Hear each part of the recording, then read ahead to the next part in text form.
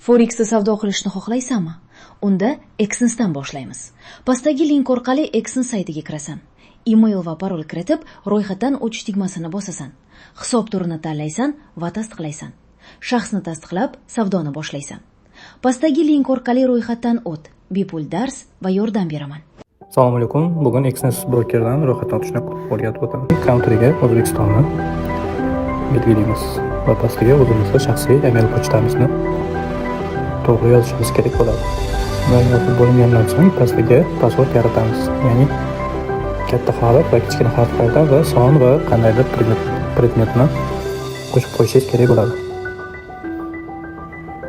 Masalan, dollar belgisini. Va hammasi yashil yongandan so'ng pastdagi submit tugmasini bosamiz va real account ustiga bosamiz pastdagi safhada.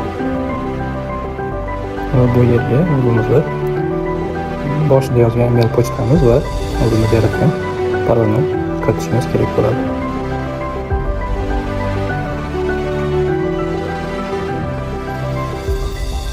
Va bizda shaxsiy kabinetimiz ochiladi mana shunday.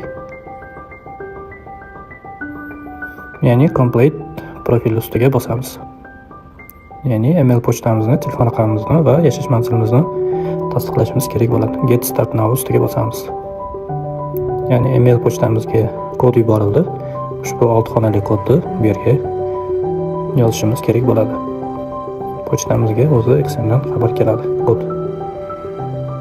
Va tasdiqlandi va pastdagisi o'zimiz foydalanadigan aktivni telefon raqamimizni kiritamiz. Telefon raqam kiritilgandan so'ng sariq submit tugmasini bosamiz va bizga SMS xabar keladi. Va kodni kiritganimizdan so'ng va pastdagi o'zimiz haqimizdagi ma'lumotlarni kiritamiz. Complete now bosamiz. Ya'ni first name bizning shaxsiy ismimiz va last name'ga familiyamizni kiritishimiz kerak bo'ladi. Va pastga tug'ilgan kunimiz, oyi va yilini to'g'ri belgilab ko'rsatamiz. Va ID kartingizda yoki pasportingizda qanday ko'rsatilgan bo'lsa, unda shunday to'g'ri ma'lumot yozishingiz kerak bo'ladi. Noto'g'ri bo'lsa, pasportingizni verifikatsiyadan yuborgan paytingizda tasdiqlamasligi mumkin. Bu yerga yashash manzilimizni kiritishimiz kerak bo'ladi. Shahringiz va tuman yoki viloyatini yozasiz va uy manzilini yozishingiz kerak bo'ladi. Bu yerga pastiga ayol kishi bo'lsangiz female, erkak kishi bo'lsangiz male deb belgilaysiz. Va mana shunday bizdan so'rovnoma oladi, ya'ni invest bosamiz. Bu yerga savingga bosamiz. Bu yerga education'ni belgilasak bo'ladi. Bu yerda bizni qancha daromad topishimizni, bu yerda o'rtacha hisobda 2000 dan 5000 gacha belgilasangiz bo'ladi. Va hozirdagi ishlash va hozirda nima ish qilishingiz bu. Men biznesingiz bo'lsa yoki student bo'lsangiz, student belgilashib qo'yishingiz mumkin. Bu yerga 5000 dan 10000 gacha belgilaymiz. Ya'ni bu yerga 10-15 dan belgilaymiz va bu yerga 4-12 ni belgilaymiz. Bu yerga now for now belgilaymiz. Bu yerga forex marketni belgilaymiz. Ya'ni bu yerga nasib chapsiz belgilasak bo'ladi telefon orqali. Ya'ni bo'ldi, hammasi to'liq o'tdi. Ustiga bosamiz va shaxsiy dokumentimizni yuboramiz. Upload dokument ustiga bosamiz. Ya'ni complete ustiga bosamiz, upload dokument ustiga va submit dokument. Sizda pasport bo'lsa pasport yoki ID kart bo'lsa ID kartani belgilaysiz. Pasportga tushib, tepasidagi bossangiz, ya'ni kamerani belgilaymiz. ID kartangizni oldi tarafini to'liq yaltiramaydigan qilib rasmga olib yuklaysiz. 100 foto qilamiz. Endi pastiga esa shu ID kartamizni orqa tomonini belgilaymiz. Tirnoq qilib rasmga olgandan so'ng 100 foto qilamiz. Va rasmlarimiz yuklandi. Ozgina kutib turasiz. yuklanib bo'lgandan so'ng pastiga submit dokument ustiga bosamiz. Bunda dokumentlarimiz 3 daqiqadan to 7 daqiqagacha ko'rib chiqiladi qisqa vaqt ichida. Agarda tasdiqlansa, sizning email pochtangizga successful verification deb keladi. Agar tasdiqlanmasa, rejected verification deb keladi xabar. Va yana reject bergan bo'lsa, yana shu amalni qayta bajarishingiz kerak bo'ladi. Verifikatsiyadan o'tgandan so'ng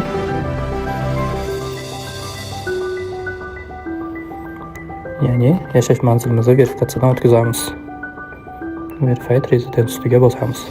MyGo'dan olingan doimiy yashash manzil hujjatini yuborsangiz ham bo'ladi yoki haydovchilik guvohnomangiz bo'lsa, uni ham rasmga olib yuborsangiz bo'ladi. Chunki haydovchilik guvohnomangizni yashash manzilingiz yozib to'liq ko'rsatilgan. Dokument yuklab bo'lgandan so'ng buni ham jo'natamiz. Dokumentimiz 3 daqiqadan to 7 daqiqagacha qisqa vaqt ichida ko'rib chiqiladi.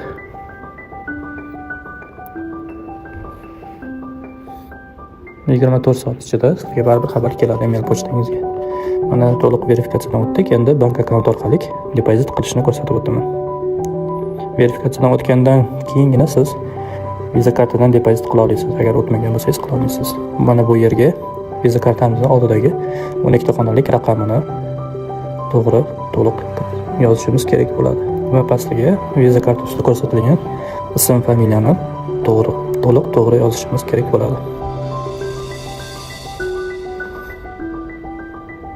Va pastiga Visa kartani amal qilish muddati, kuni va oyini belgilaymiz.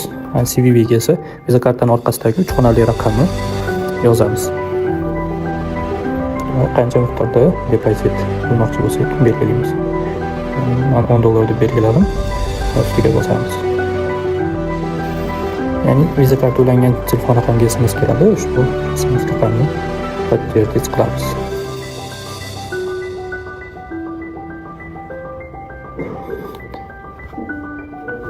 Endilikda XNS brokerning o'zini programmasini tortib olamiz. Agar iPhone ishlatadigan bo'lsangiz, Play App Store'dan XNS broker deb qidirib xuddi shunday topishingiz kerak bo'ladi. Agar Android ishlatadigan bo'lsangiz, Play Marketda ham xuddi shunday XNS deb yozsangiz, shu programma chiqadi. Tortib olganimizdan so'ng ustiga bosamiz va mana shunday ko'rinishda bo'ladi. Hammasiga allow, ya'ni razрешить deb bosamiz. Bu yerga o'zimiz boshida kiritgan shaxsiy email pochtamiz va pastiga o'zimiz yaratgan parolni kiritamiz shaxsiy kabinetimizga kirish uchun.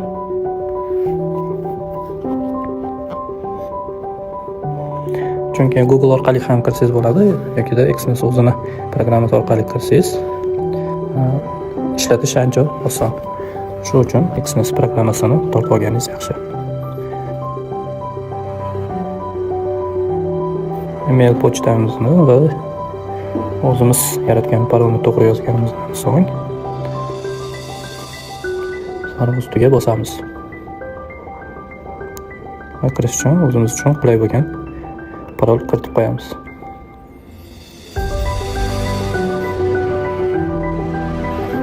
Pastdagi turn on push ustiga bosib qo'yamiz.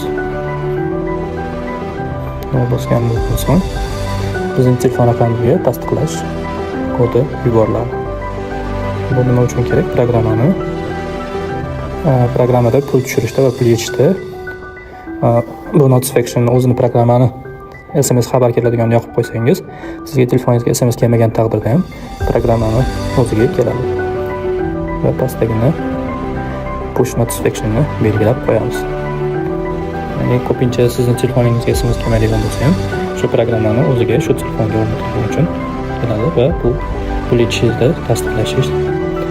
yechishingizda tasdiqlab qo'yishingiz imkonini beradi. Va biz $10 depozit qilgandik. Mana akkauntimizda $10 turibdi. Endi bu akkauntni qanaqa qilib MetaTrader 5 ga ulashni ko'rsatib o'taman. Uchta chiziqchaga bosamiz va settingga, tomondagi settingga o'tamiz va bu yerda loginimiz va serverimizni qaysi serverdaligini ko'rishimiz mumkin. Programmalar bo'limiga kirib, ya'ni MT 5 deb yozamiz. Endi oldindan yuklab olingan va yuklab olishingiz kerak. Yuklab bo'lgandan so'ng ochasiz. Xuddi shunday ko'rinishda bo'ladi. Va pastdagi burchakdagi setting tugmasiga bosamiz. Va yuqoridagi setting pastiga bosishimiz kerak bo'ladi. Chunki bu yerdan blokerlarni qidiramiz. Va plus tugmasini bosamiz va enter company or server name ga XNS'da server qanday yozilgan bo'lsa, mana shu server raqamini kopiya qilib topsangiz bo'ladi. Agarda serverni noto'g'ri topadigan bo'lsangiz ham login parollaringiz to'g'ri bo'lgani bilan kirmaydi. Chunki har bir server har bir login parol uchun, akkaunt uchun amal qiladi. Mana topib oldik. Ya'ni login raqamini kiritamiz. Bu yerdan hamma serverlar bor. Sizda ko'rsatilgan bilan bir xil qilib belgilab olishingiz kerak bo'ladi. XNS MetaTrader 3. Va login tugmasini bosdim. Va pastiga biz o'zimiz boshida kiritgan o'sha shaxsiy parolimizni kiritamiz. Mana kirganimizdan so'ng balansimiz $10 turibdi. Mana ko'rishingiz mumkin. Va chart tugmasini bosib, qanday qilib zelka ochish yopishni ham ko'rsatib o'taman. Bu yerdan hamma kotirovkalarni o'zingizga kerakli bo'lgan parani qidirishingiz mumkin bo'ladi. Mana shu tepasiga bosib turib, siz uchun qaysi para kerak bo'ladigan bo'lsa, nomini to'g'ri yozsangiz bo'ldi. Yoki-da bu yerdan qidirib o'zingiz istagan valyuta juftligini qo'shib chiqishingiz mumkin bo'ladi. Mana shunday yoniga plus bossangiz bo'ldi. Sizni yoqdagi chatingizga o'tadi. Bu yerdan to'g'ridan-to'g'ri kotirovkani nomini yozsangiz ham topib beradi. Agar oldin qo'shib bo'lgan bo'lsangiz, chiqmaydi.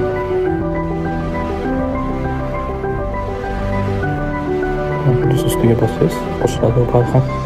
Ya'ni HUSD, ya'ni bizga tilla parasini qo'shishimiz kerak.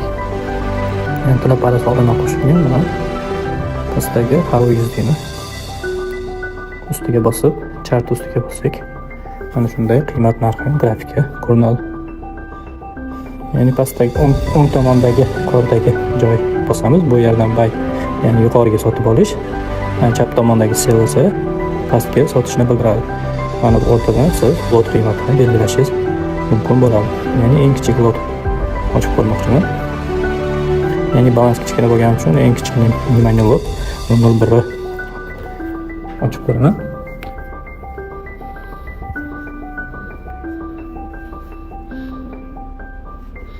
Bosib ko'rdim. Ochilmadi chunki bunga sabab balans kichkina, balansga nisbatan lot kichkina, eng kichkinasi bo'lgani bilan, ya'ni plecho kreditni plecho yetmayapti. Kreditni plechoni pastga kirib, leverage bo'limiga o'tib o'zgartiraman. Ya'ni menda 1000 1 ga 2000 turibdi. Uni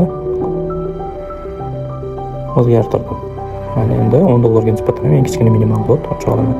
Mana buy savdosini amalga oshirdik eng kichkina lot bilan. Mana shunday zelka ochilgandan so'ng xuddi shu holatda bo'ladi. Ya'ni qizilda ko'rinib turgani, ya'ni bu hozirgi holatga nisbatan qancha minusdaligi. Yashil bo'lsa qancha plusdaligini ko'rishingiz mumkin bo'ladi. Buni zelka yopishni ham hozir ko'rsatib o'taman.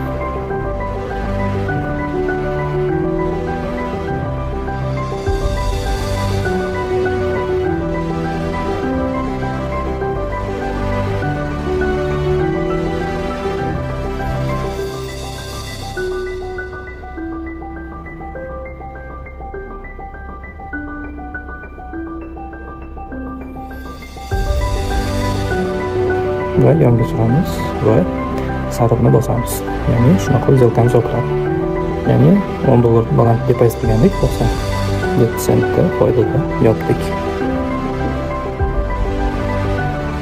Endi bu kiritilgan balansga yetishini ko'rsatib o'taman. Ya'ni bizga XNS programmasiga kirib olamiz. Va bu yerga X beradi. Ya'ni mana balansimiz $10 97 sent. Endi withdraw tugmasini bosamiz. Boya depozit qilgandik, endi yechamiz. Withdraw ustiga bosganimizdan so'ng biz qaysi karta orqali depozit qilgan bo'lsak, xuddi shu chiqadi. Currency'ni belgilaymiz. Va dastlab qancha depozit qilgan bo'lsak, birinchi o'sha mablag'ni necha olamiz. Ya'ni birdan $100 qilgan bo'lsak, foydani yechish uchun $10 foyda qilgan bo'lsak, 101 birdaniga to'liq yecha olmaymiz. Birinchi qilgan depozit qilgan summamiz $100 yechib olamiz va qilgan foydamiz $10. Yana alohida yechib olamiz. Shu sababli birinchi depozitda qilingan summani yechamiz. $10. Va ortiqcha summa yozadigan bo'lsangiz, bu hech bir hisob bermaydi. Birinchi qilingan depozit $10 yozamiz va continue tugmasini bosamiz va confirm tugmasini bosamiz. Bizning telefon raqamimizga SMS xabar kelishi kerak. SMS xabar sizga to'g'ridan to'g'ri kelsa bu yaxshi. Agarda kelmaydigan holat bo'lsa, uni qanday qilib o'zgartirishni ko'rsatib o'taman. Ba'zi holatlarda telefon raqamingizga tasdiqlash kelmasa, bu yerdan chiqib, ya'ni profil pastdagi profilga bosamiz. Va yuqoridagi settingga bosamiz. Yani bu yerdan security system ustiga bosib turib, ya'ni telefon raqamimizni ustiga change bosamiz. Ya'ni telefon raqamga emas, programmani o'ziga xabar kelsin. Ya'ni ustiga bosamiz. Push notification ustiga tanlaymiz va telefon raqamimizga o'zgartirish uchun tasdiqlash kodi kelishi kerak. Bunda keladi. Endi bo'ldi. Pul yetmoqchi bo'lsak, telefon raqamimizga emas, ushbu programmani o'ziga tasdiqlash xabari keladi.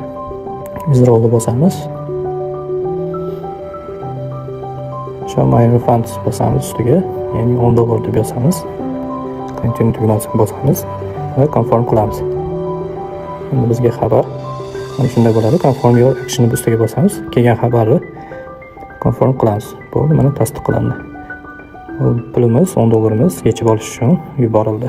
Va mana bizga kartamizga kelgan depozitimiz ham qaytib tushib qoldi. Juda ham tez yechiladi Exness Broker'da pullar.